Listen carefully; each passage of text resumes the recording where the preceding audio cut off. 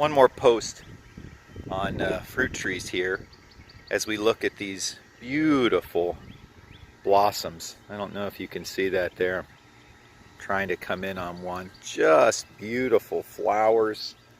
And one thing that I just wanted to note is before any fruit comes, the beginning of each piece of fruit is a flower. Wow.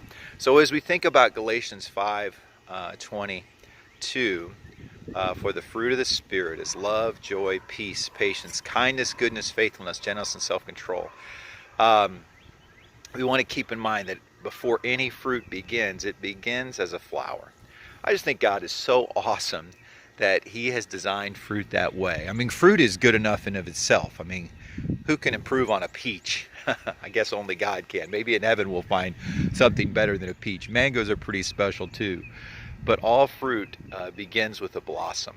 And I hope that in our lives that even though we're producing spiritual fruit, we are producing flowers first. And many, many flowers. The tree behind me is just full of blossoms. And they're so beautiful to look at and so encouraging as spring comes. It's a reminder, hey, winter's over and spring is here. And it's okay. The winter has passed again. And you're going to be okay. More sun is coming. And all the promises of summer. And yeah, winter is coming again too, and death is a part of life. But each spring, the blossoms remind us that God is at work, and He can make all things new, and He can even bring life from death, and that where there is an eternal place, and there is no death. He swallowed that up in the cross for those that have trusted Christ. And that's what flowers do. And if we could get close enough, hopefully there's no bees. They smell awesome too. We want our walk with Christ to be a sweet smelling aroma and fragrance to the world, that they would find it beautiful and appealing.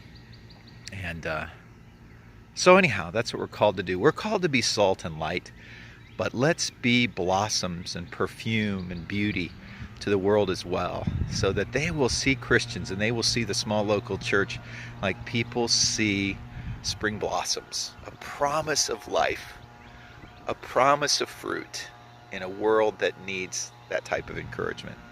Have a great day. And one more thing to think about as you look at trees this spring.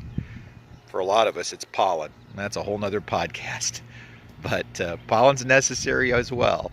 So anyhow, we'll think about that. Have a great day. This is Pastor Jim at PastorJim.com.